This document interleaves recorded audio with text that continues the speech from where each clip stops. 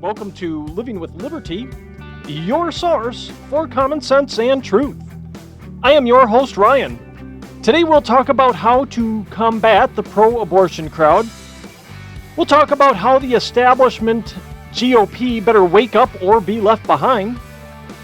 We'll talk the communist media's continued assault on the police. And we'll finish up by talking about what is really happening with those food manufacturing plant fires. Next on Living with Liberty.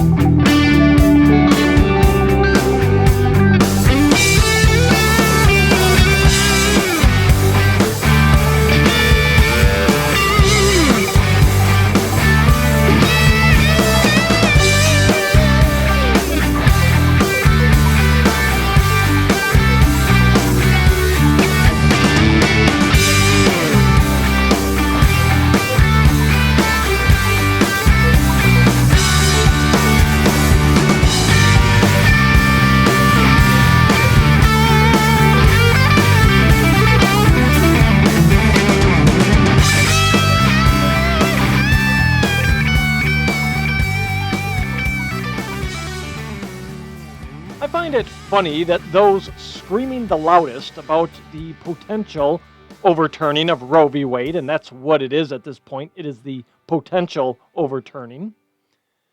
I find it funny that they are also the same people who fall into the camp of hating the patriarchy. They're the ones who repeatedly tell us that men should have no say over what a woman can or cannot do with her body. You really want to see their heads explode? Tell them Roe v. Wade was decided by an all-male court. The patriarchy gave women the ability to terminate their pregnancy. The stuttering and sputtering will ensue immediately after. Ask them if they are against the patriarchy, how can they defend Roe, since after all it was a bunch of men telling a woman what she can do with her body. Those men bestowed upon women permission to kill their babies, ensuring the patriarchy continued on. More screaming will ensue, and you can bet on getting called some sort of name or two. They'll probably go into a phase of just mindlessly screaming something over and over at you until someone else comes along, hits Control-Alt-Delete, and inserts the chip for supporting the next current thing into their memory bank. If you are on Facebook, head over to the Living with Liberty show page and give it a like. If you have any feedback or want to ask a question, please email me, Ryan, at livingwithlibertypodcast.com. I'll read the feedback or question on the show. Finally, I have one more ask. If you could, hit the subscribe button wherever you are catching the show, whether it be Rumble, YouTube, or any of the various audio-only platforms. And if that platform does allow for reviews, please give us a 5-star review. It helps others find the show. Now, the Republican establishment better take note of what is going on around them and get on board if they have any hopes of retaining their influence within the party. People are fed up with the political nonsense and are voting in change. The Democrats have an even worse time of it as they have ventured so far into the socialist waters. They are caught in a rip current that is just dragging them out to sea at this point. And it's given the Republicans an golden opportunity for a once-in-a-generation shift in the course of politics in this country. If the establishment wants to be around to see and influence it, they better get on board with what the people want real quick. Now, what brings us up? We had primaries last week. There's a few that happened this week. Several Trump-endorsed candidates won, anti-establishment types. J.D. Vance is probably one of the bigger profile winners of the primary, and he had one of the bigger wins in the state primaries that were held. The establishment did all they could to try and take him out. They wanted to prevent him from winning because he represents a threat to their power. He represents an upsetting of the elitist hierarchy that, yes, is even visible and in full force in the Republican Party. Now, according to an Axios report, the Republican establishment regarded Vance with the same disgust as Trump. Senate Minority Whip John Thune looked forward to reading of the coverage of Vance's loss. What Vance and other Trump-endorsed outsider candidates represent is a challenge to that establishment power. They represent a change. They represent actually coming in and doing something for we the people. They actually come in and represent a willingness to do the people's will, not the political will, not what the party says, not what foreign countries say. Vance and other Trump-endorsed anti-establishment candidates represent the people, and they hate that, even in the Republican Party. Remember, we have a uniparty.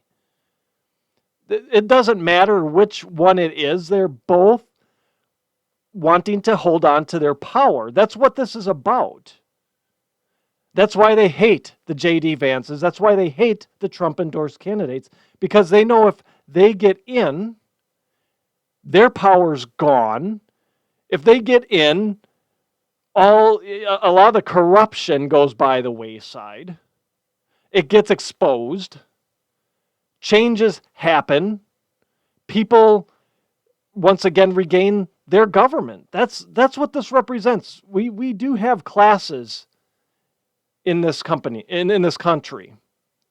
You have the elite political class, and you have their corporate and rich enablers, and then you have the rest of us. So it's not necessarily a lower, middle, upper class struggle that we have here. We have a power struggle. We have power classes. J.D. Vance represents the people, and represents the people more than anybody who is in power within the party today, within the Republican Party or the Democrat Party. The anti-establishment candidates aren't beholden to corporate donors. Actually, the corporate donors kind of shy away from them for the most part, depending on call it the politics or what the CEOs of these companies want to see. Your big corporate donors want to see the establishment because they're buddy-buddy with the establishment. But candidates like J.D. Vance aren't interested in playing politics. They want to get things done that return America to the exceptional beacon of liberty it has been over the course of its history. They want to return the power to the people. The anti-establishment candidates understand that we do have a uniparty. They, like we the people do, see that both parties are in it for their own power, their own gain, for the political favors abroad, and that they couldn't care less about the people. The anti-establishment candidates see that we must return the government to the people and break the hold of the political parties. Now, Madison warned us against this type of factionalism in Federalist 10. The founders understood their history. They knew their history. Can't say the same for us today, but they knew their history, and they knew how political parties ripped apart Great Britain during the 17th century through various civil wars. They wanted to avoid that here. And they specifically did not call out political parties in the Constitution for that very reason. They wanted to avoid this type of factionalism that we see today. Now, natural tendencies of people, what they are, political parties were formed because apparently that's the only way we can organize.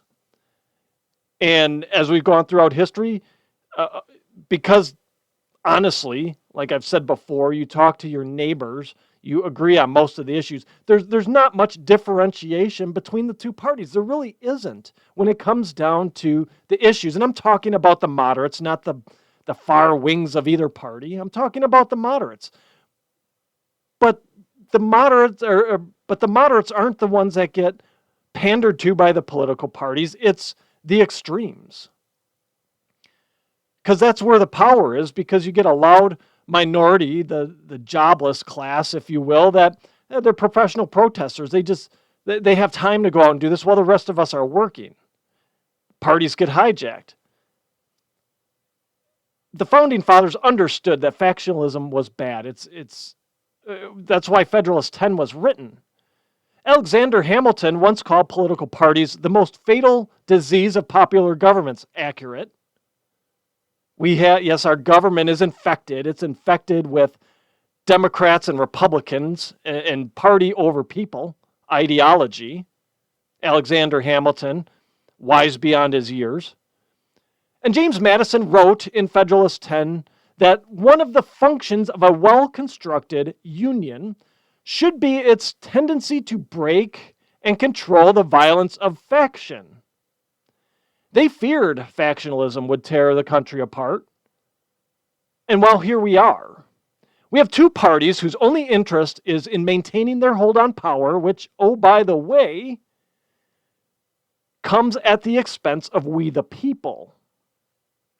I believe that the anti-establishment candidates understand this. They understand their history. They understand that we've gotten to a point within our political class that it is party over people, it is party over their bosses. We are their bosses. We forget to remind them of that. Not all of them, but you look at the party as a whole, at the end of the day, they all fall in line. How many party line votes do we see? A lot. They don't break with party. We're stuck in this endless loop of factionalism. Now, maybe it was a oversight that the founders didn't put in the Constitution to fully avoid it, to say all offices will be nonpartisan. We're not going to have political parties here. Now, people being what they were, I'm sure we'd get around that somehow. We always do, right? Look at Roe v. Wade. We've gotten around the fact that abortion is not a constitutional right. We've gotten around that fact for 50 years. It just takes activists, judges, and whatnot. But what if they did put something in the Constitution that said, no, all our offices are nonpartisan? We should have the best candidate run with the best ideas. Because honestly, again, the ideas between the two parties, at the end of the day, yeah, the Democrats are so far left at this point, it's ridiculous. But again, come back to where everybody else, the majority of people are, the ideas aren't all that different. We want safe streets. We want a good economy. We want good education for our kids. Both sides want that. The arguments come in on how to accomplish that. One side wants to spend a ton of money to do it. The other side doesn't. That is, I'm oversimplifying there, yes, but in its essence, that's what we're looking at here. But yet we have ended up with these factions. And now we've got factions within our factions. You've got the Trump Republicans. You've got the Patriots. You've got the Socialists and the Democrat Party. You've got, the Blue Dog, or whatever they're called. What Manchin was it, the Blue Dog Democrats that are still centrists and still willing to work across the aisle. We've got factions within our factions. It's made a mess out of everything. But our anti-establishment candidates understand this. They understand where we are as a country and that we need to get back to a government by the people, for the people. And that mindset threatens the power of the establishment of both parties. Now, the weakness and fecklessness of establishment Republicans, the fight that some of them put up against Trump is on full display. It's always on full display. I mean, we just passed a bill in the House to send $40 billion to Ukraine. Ukraine is why, right? And tons of Republicans signed on to that. Tons of them.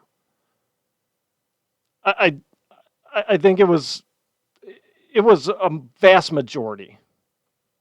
I don't have the numbers in front of me right now. A vast majority. And that's just the weakness and fecklessness of the establishment Republicans voting that in. Just marching our people off to war, our soldiers off to war, handing our treasure out all over the planet when we've got our own problems at home. Anti-establishment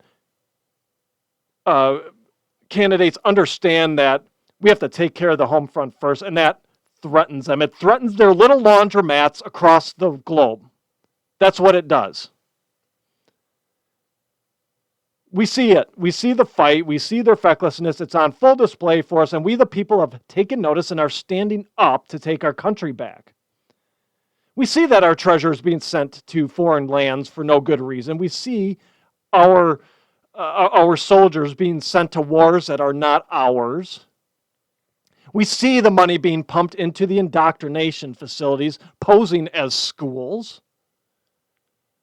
The anti-establishment candidates have exposed the establishment as being just as elitist and just as against the people as those on the left. That is why they fight so hard, those being the establishment. That's why the establishment fights so hard against the Trump-endorsed candidates. They are desperate to hold on to their slipping power and try to make it seem as though they've been the ones fighting for us all along, when in actuality they have been just as complicit in eroding our freedoms and liberties and causing inflation as those in the Democrat Party. So hopefully these wins keep piling up for these anti-establishment candidates, and hopefully they win their general elections, and we start moving our country back to one that is for the people, by the people, and we get these career corruptocrats out of office. Now, the left just won't stop their assault on police. I have a Reuters special report here titled, U.S. Police Trainers with Far-Right Ties Are Teaching Hundreds of Cops. So I suppose that there will be a special report then of trainers with far-left ties teaching our children forthcoming from Reuters, correct? We should expect that. Let's be fair, right? Yeah, we know the answer to that. Anyway, this Reuters special report is a hit piece on a few private police trainers and their social media posts and a couple people they talked to that went through their classes, and is driven towards the larger implication that police officers are being indoctrinated by far-right ideology. Now some, it says in the report, some have echoed QAnon conspiracies, while one in particular they investigated was a member of an extremist group and supported other far-right movements. Now, this extremist group they're talking about is the Oath Keepers, and the particular person was a member of it 5-6 years ago. Okay, so we're in the river, we're dredging up the sludge at the bottom of the river 6 years ago. That right there should tell you everything you need to know about this story. But I'll tell you a little more anyway, just so you get the full flavor. Now, the story itself centers around Richard Whitehead, who owns a private business that trains police officers, and he's in Idaho. There's 4 or 5 others that the story references and it makes note of. They're all around the country. But this one owned by Richard Whitehead is the one that the story seems to center on. Now, there's many of these types of police training academies around the country.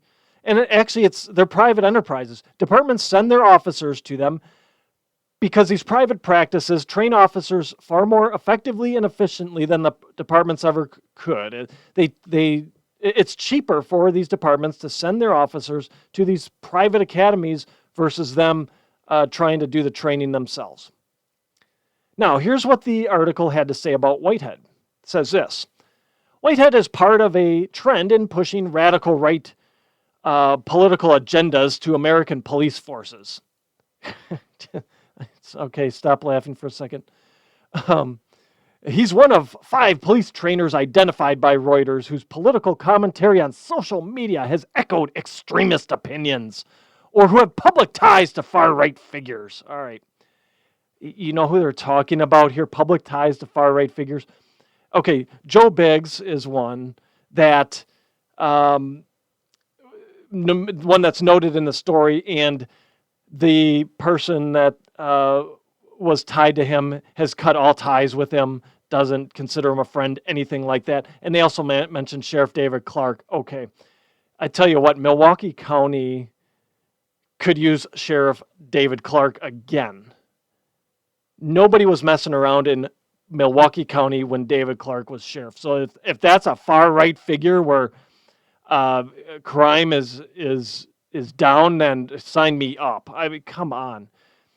All right, so we'll get into this even a little more here, but I'm betting you can already guess that this article, I use that term loosely, article, is going to be high on hyperbole and propaganda and low on facts.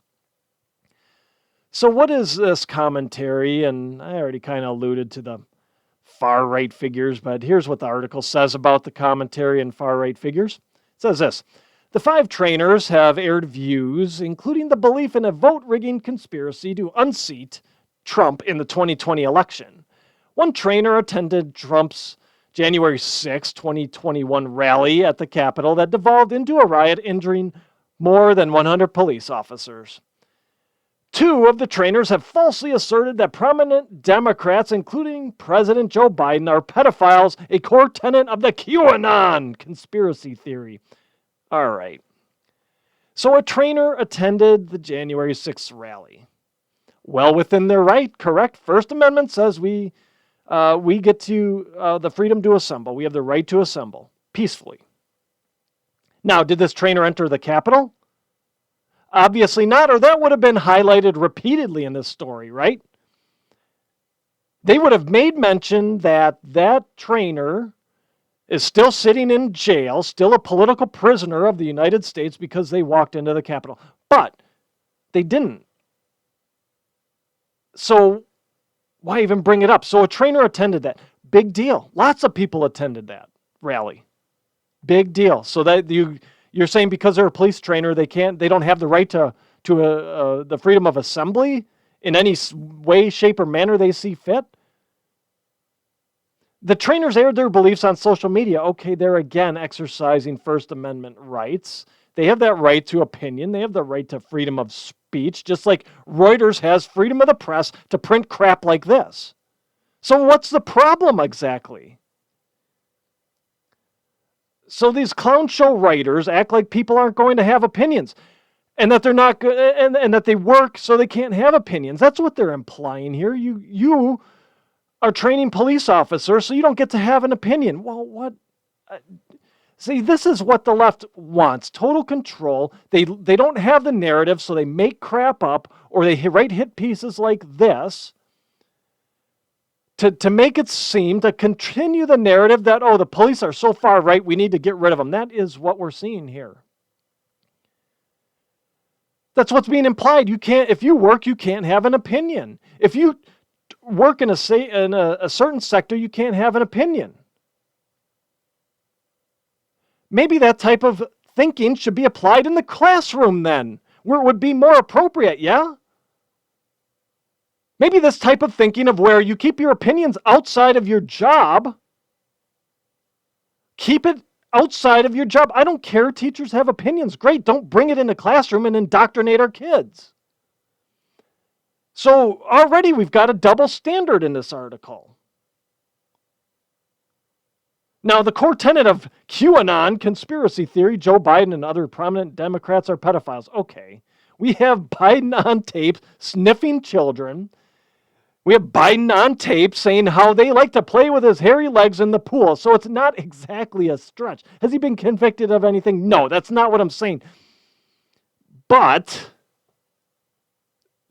the signs are there, right?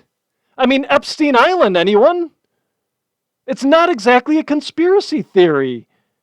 It's not a stretch.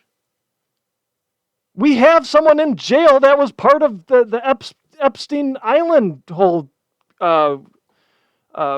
issue here.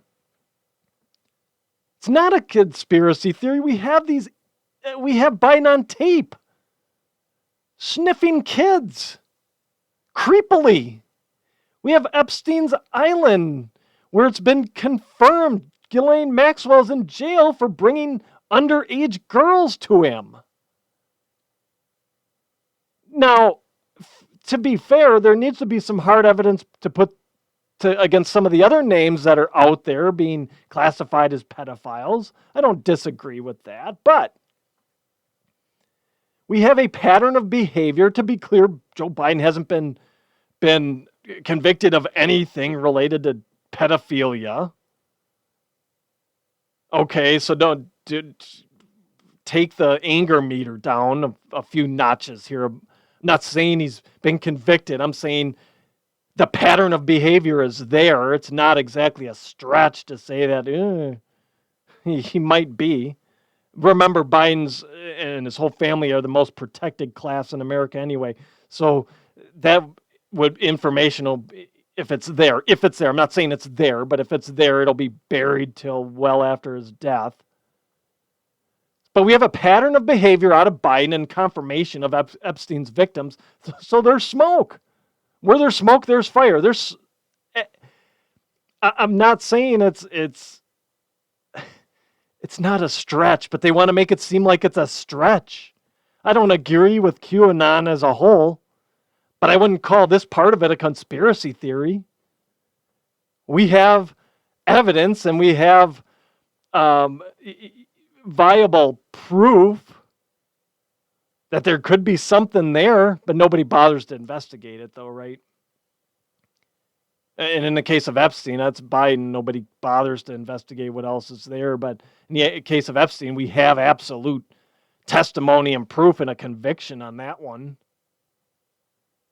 Now, we do need to ask a question about all this. And the question that does need to be asked is, do these opinions that these trainers have make their way into the training, into the classroom? Like I said before, these types of opinions should be kept out of the classroom. That goes for teaching kids. Honestly, it goes for training police officers or whoever else, right? Now, this is the official response from the trainers for this article when they were interviewed. So it says this: Whitehead and the other 4 trainers also said their beliefs are neither extreme nor far right. I don't necessarily disagree with that. Some of them, I'll post the article. Some of them I'm like, maybe. Others, for the most part, no. Some said posts that appeared to urge the overthrow of the U.S. government were intended as humorous or figurative. And they said they keep their politics separate from their training. And that training is focused on officer safety. All right, fair enough.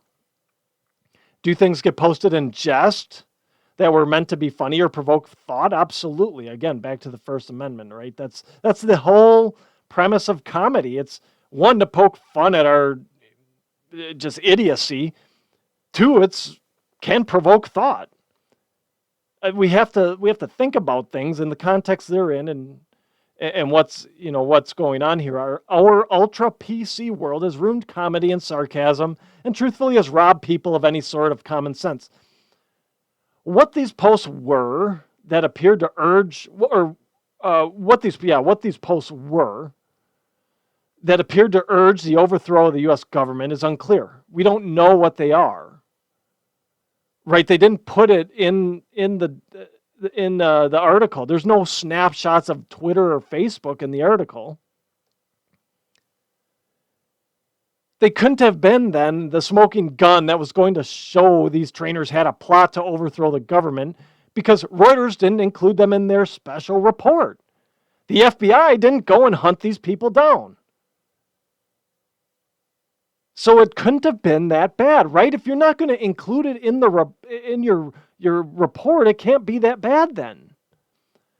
Also, because the article has no mention of any sort of undercover journalism to verify what goes on in these classes, nor does it appear to have taken a survey of a broad spectrum of respondents who attended these classes, we can only go on the response from the trainers that they keep the classes to the material at hand, focused on police safety training. That's all we can go on at this point. Reuters didn't give us anything in this article to verify their claims that police officers are going to these training facilities to be indoctrinated. None of that in this article at all. Now, does that mean politics never comes into the classroom? Absolutely not. It does. It comes up in discussion. I'm sure it comes up in discussion in civics classes, history classes in school, right? That's fine. It comes up. It doesn't mean that because you have these people or these officers in these training classes, and the training classes, by all accounts, until Reuters can prove otherwise, the training materials free of political rhetoric. It's assumed that the students are the ones bringing it up. Then, now, it wouldn't be fair to not cover this aspect of politics being brought up by students in these classes. So Ryan Morris of Tripwire, which is one of the training companies that was interviewed and studied, if you will, for this article, this hit piece, noted this. He said, Tripwire instructors are politically neutral when it comes to training. But political views are sometimes expressed in class, he said, because law enforcement, military have certain mindsets. I'll just leave it at that. So that's Ryan Morris of Tripwire. That kind of sounds like people are coming into training with their beliefs and values already solidified, correct? I'm going to go out on a limb here and say that the short time the trainees spend in these courses, it's not going to sway their value system nor push them to a fringe ideology, period. These are adults coming in. By and large, you have, especially if you're coming from a military background or a law enforcement background, your value system's already set. Nobody is going to push it one way or the other, for the most part. I'm not saying it doesn't happen, but for the most part, it's pretty solidified. It's not going to change just because you have someone in the front of a training class saying, trying to push QAnon theories or whatever. People are going to see through it. So like I said, the only thing we can go on is what these trainers say, and that they keep the politics out of their training. Doesn't mean that people don't bring it in. I'm also going to guess that the law enforcement and military folks have certain mindsets. They come in with certain mindsets because of what they've seen over the course of their careers. The fake media wants to continue pressing on with this anti-police narrative, though they are taking, in this article, a more indirect route to it. They're trying to push the fact that now we have police training academies indoctrinating officers that go back out into the field. That's just not the case. They provided no proof of this happening at all. They had no undercover journalists taking any of these classes. They didn't interview a large swath of people on what they thought about these classes. They're just taking some surface information. There are some complaints from a few that have taken the classes that said, oh yeah, it's political, it's indoctrinating, blah, blah, blah. You'll see that in the article. By and large, there's no proof here. It's an indirect route to furthering this anti-police narrative. They're thinking people aren't going to see through this. But we have, and we will. We just have to be vigilant to, like I said, it's all a words game. It's all a euphemism game. They just start changing things when we catch on. We have to keep up and we have to get ahead. That's what we're seeing here with this article. It's still anti-police. It's to sow seeds of doubt that we have QAnon conspirators and far right-wing activists in our police forces, and just to try and create more strife there, and we don't need to have it. We need to call it out, and we need to support our officers and law enforcement professionals. All right. Head over to Living with Liberty Outfitters and pick out something new for yourself and your friends and family. So if you go over to Living with Liberty Outfitters today, what's the 11th today, through the 16th of May, you will get free shipping on your purchase. Show off your patriot pride with some new Living with Liberty gear. Go to livingwithlibertypodcast.com and click on the store link. Okay, finishing up today. About those fires at the food manufacturing facilities. Now, I'm going to start it off like this. I find it disappointing that these are being used by conservative media to drive fear and fuel conspiracy theories. Yes, I said it. Have there been more issues at food plants than in the past? Quite possibly. The data I looked through for a long time, actually. The data's been hard to find to measure how many food plant fires specifically there are year to year. You can find a lot of data on industrial fires, overall fires, but I had a hard time finding it broken down just to type of facility. We want just food manufacturing facilities, couldn't find anything. You go out and look, there are some one-off stories about some of the bigger fires at food manufacturing facilities over the years. And like I said, there is data about how many industrial fires there are year to year. But none of the data I was able to find broke it out by industry. It was one aggregate data, or it segmented it a little bit, but not like it's chemical and food and cars and whatever else. So absent that data, let's apply some common sense, some information that I found from the National Fire Protection Association, and just what I know and what I've seen having worked in manufacturing facilities for my entire career. Now, Bridget Messerschmidt of the NFPA had this to say about the recent rash of industrial fires, more specifically the food plant, manufacturing plant fires. She said this: "We had 490,000 structure fires in 2020 in the United States. Food processing plants, like most industrial facilities, are prone to fires." Accurate. "Food is fuel," she said, "and so as soon as you're operating with food, you have something that is combustible. On top of that," Messerschmidt added, you may have heat from cooking, high-pressure systems, combustible dust, and other risk factors for fires and explosions present at these facilities. Now, fire needs three things to thrive: fuel, heat, and oxygen. Over the course of my career, especially when I worked in manufacturing itself, we had to take training on this. We had to take training on combustible dust because, yes, it may sound silly. How is dust going to ignite a fire? It can. Just the friction, the type of compound it is, it can ignite a fire. So we had to do that. We had to take the training on that. So we understood that. We knew what to look for. We knew to identify the risk factors, and they always pounded into us. Fire needs three things to thrive: fuel, heat, and oxygen. You have to you remove one of those, you don't have a fire. There's an overabundance of each in industrial settings. I've worked in there. We have hazardous, flammable chemicals. Like I said, the dust.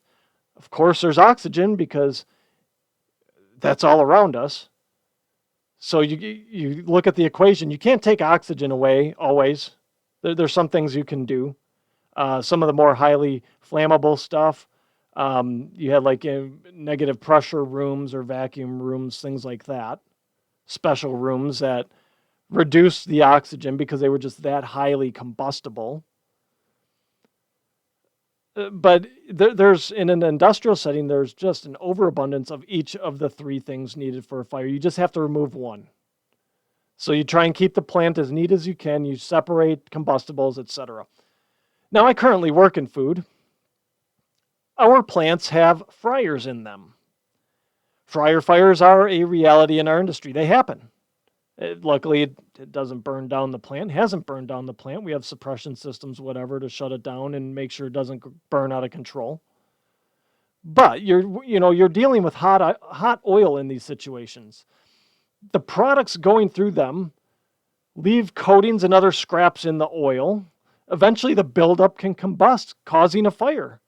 If you're a little off on the maintenance of that fryer, yeah, you'll get a fire. The buildup just happens. The fire or the oil's hot. You end up with a fryer fire. Now, of course, we put a focus around preventing the fryer fires, so they aren't a common occurrence, but they still happen. I've worked in factories where we had pressure vessels that were used to manufacture different products, like a big giant pressure cooker. Take your Instapot and magnify it by like 1,000%.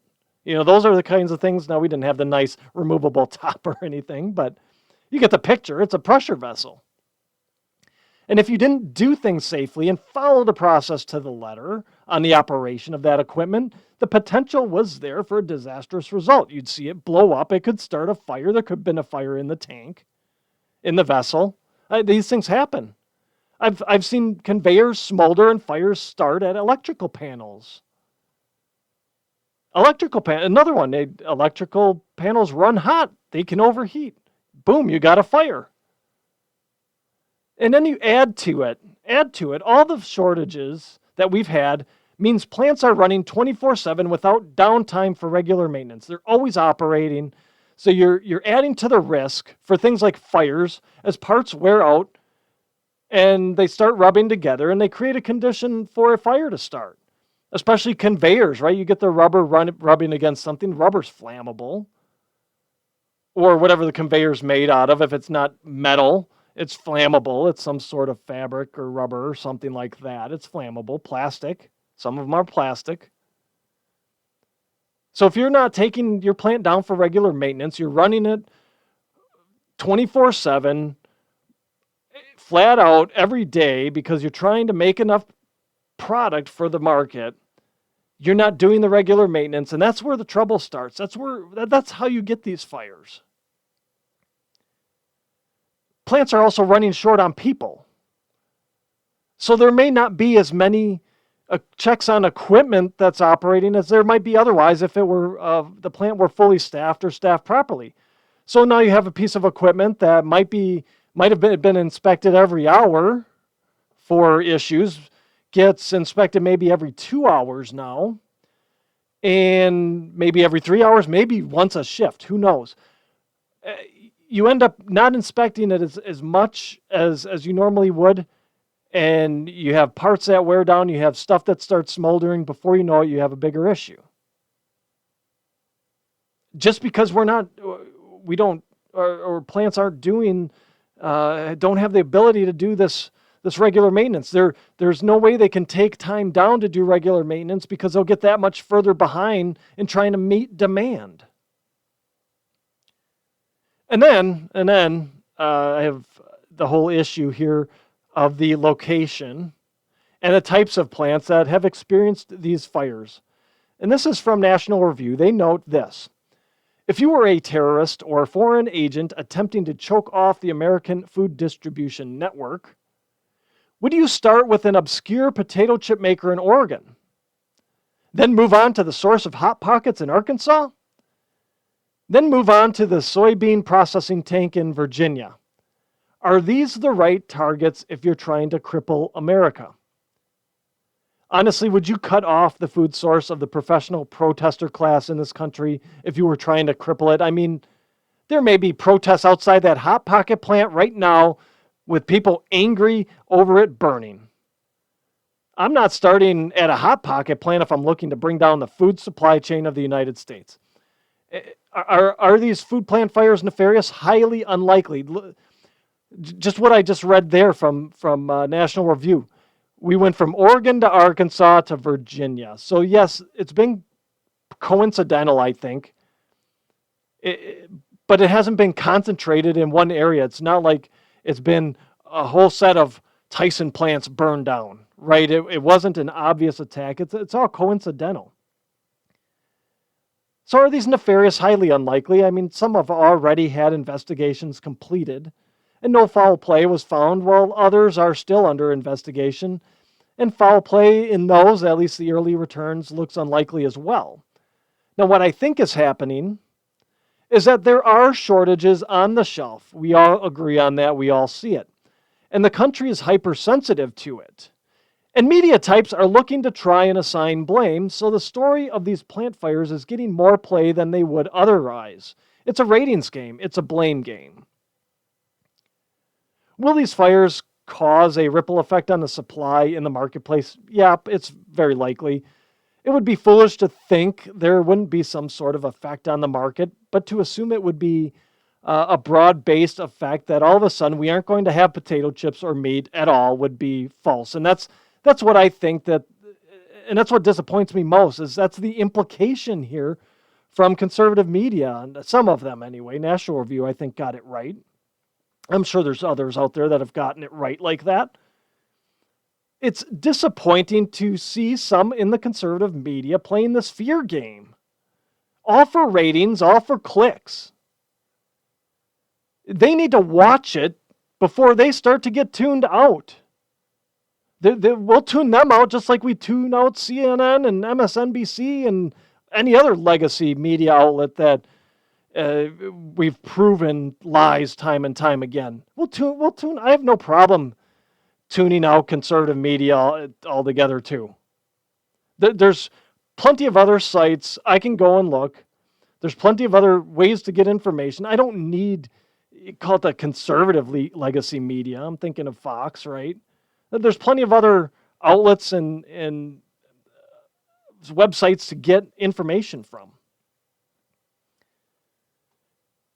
Now, yes, like I said, we are going to continue to see shortages. We are.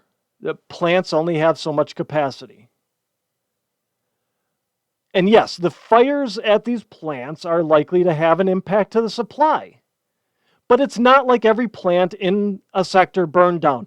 Not every Lay's potato chip plant burned down. Not every Tyson chicken plant burned down. And the chicken, that's maybe a bad example. There's other issues there with the bird flu, but I think you get my point.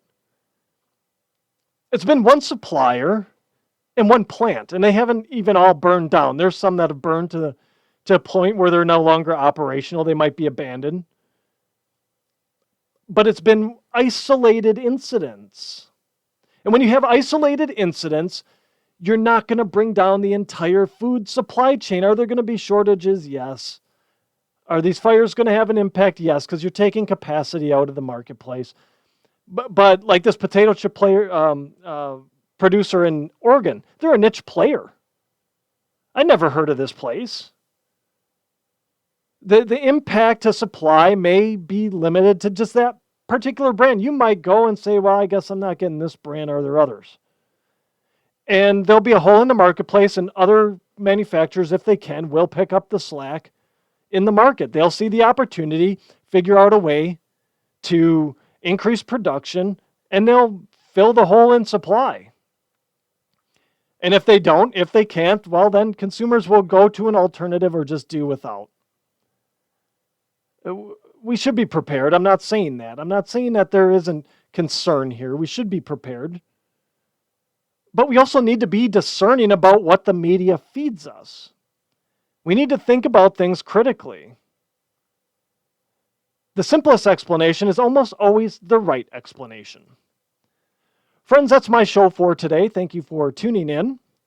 Please check out my website, livingwithlibertypodcast.com. There you'll find links to my past shows, my original articles, as well as other resources to help arm you with knowledge in fighting off the prevailing narratives of the day. While on my website, shop my store, Living with Liberty Outfitters. Lastly, I'd be so grateful if you shared, subscribed, and left a positive review of the show, should your listening platform allow. Subscribing helps us move up the charts and helps more people find the truth.